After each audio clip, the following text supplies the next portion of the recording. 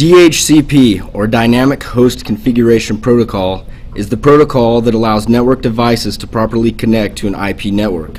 This protocol also helps reduce the workload for the administrator by allowing devices to be added to the network with little or no manual configuration. The server should be set up with a static or manual allocation, while the workstations of the network receive theirs dynamically or automatically. To make sure each location is in its own subnet, you should allocate a range of addresses mindful of any future growth. To accomplish this, we need to create an Active Directory sites for each location. To create the different sites, we will go into Active Directory Sites and Services, right-click on Sites, and give it a name. Then you'll add the usable IP addresses for the sites. So for redundancy, we'll have backup domain controllers in case the primary controller crashes. This way, if it does crash, nobody loses access to anything. Everybody will still have full access to all the resources on the network.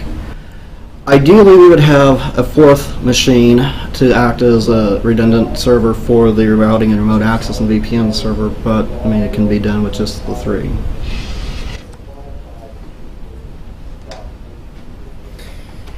In order for Lake Caddy administrators to have control of both domains and Elk Island to have control of its own domain, we recommend placing Elk Island into a domain local group with full permissions of their domain. Then you want to place Lake Caddy into a universal group with full permissions. After creating these two groups, placing Lake Caddy's universal group into Elk Island's domain local group will give Caddy's administrators full control of both domains. To place the universal group into the domain local group, you select the universal group, go to the properties, click the member of tab, click the add button, locations, you'll select the Elk domain, and then you'll add the name of the domain local group into that and click OK.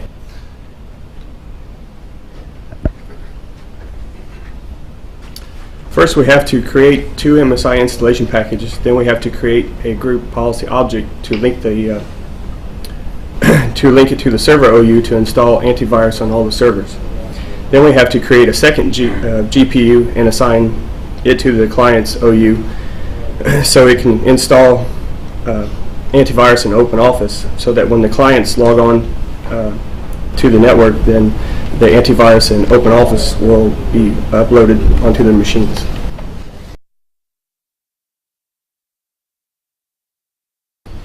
The department managers in the corporate office need to be able to modify the Active Directory users and group accounts for their own department. They need to be restricted from creating or deleting accounts.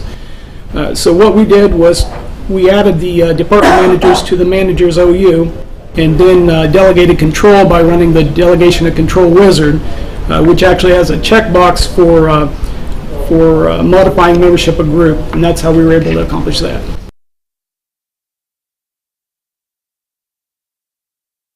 To reduce the strain on the IT departments of both domains, it would be prudent to start shadow copies on both the server as well as the client computers to prevent data loss.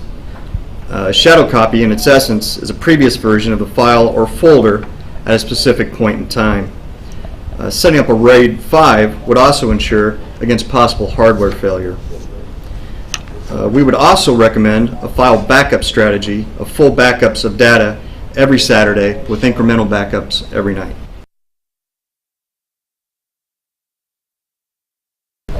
For the salespeople, we would set up a VPN connection to the corporate network.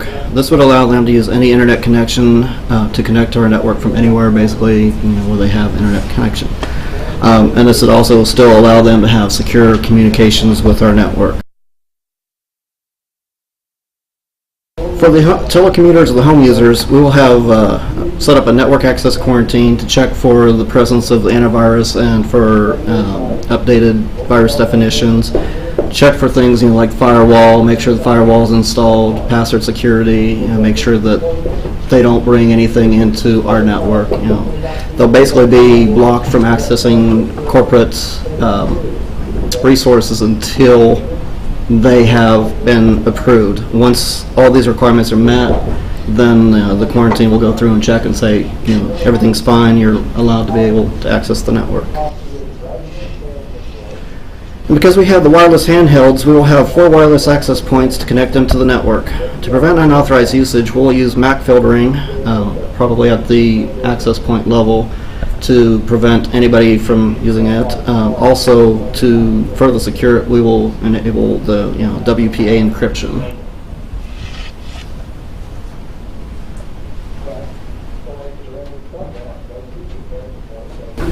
Thank you, team. That was an outstanding presentation. As you see, it is possible to create a trust between our two companies, remaining separate but integrated at the same time.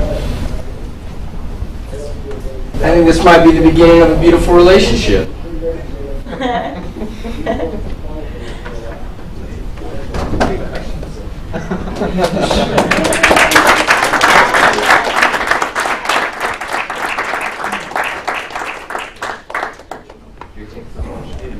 Now, open it up to any questions, if anybody has any questions for us. Yes, ma'am? How did you implement the quarantine? It's actually probably one of the most difficult portions of it. The hardest part is actually knowing how to modify the scripts to check for the certain things. But you have to, obviously you have to go through and install everything on the servers, create the resources that are allowed to be used by outside before the release of the quarantine. And basically that's just a web server with the antivirus and the other things that need to be installed.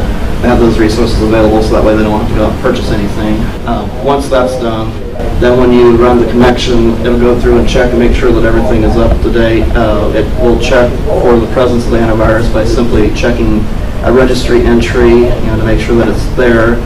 Check for updated virus definitions, check for the presence of the Windows firewall and that type of stuff. And once that's done, then and everything is up to snuff. Then it says, okay, you've been removed from quarantine. Will actually allow you full access to the network. How many copies of backups will you have and where will you store them? Copies. Well, ideally, They'd be stored off-site. yeah, the backups will be stored off-site. You might have one copy at least on-site, so if you have to recover something quickly, you don't have to wait for it. But with the shadow copies and everything, restoring files is going to be relatively minimal. We will have that available, so this tapes will be stored off-site. Questions?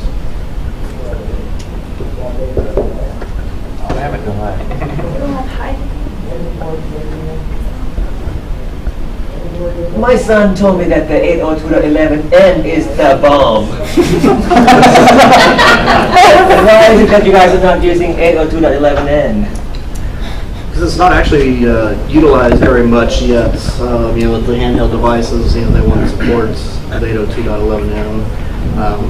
It's still kind of in its infancy stage at this point. So you go with 802.11? GG.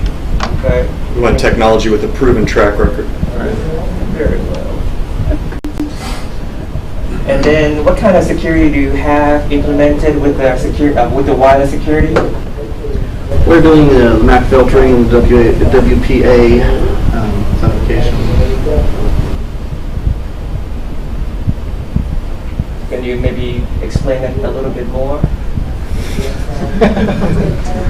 Because I got that from the presentation. Well, with the WPA, there's basically, as far as encryption, you have two options: WEP, which is a wireless equivalent protocol. That is not all that secure. It's been hacked, and can be broken pretty easily. The WPA is just a little bit stronger security. It would take an incredible amount of effort to actually be able to hack it, to gain access to the network. So we did initially look at creating a group policy for wireless encryption. Since WPA was our only option, we decided to go more of the point of access with WPA.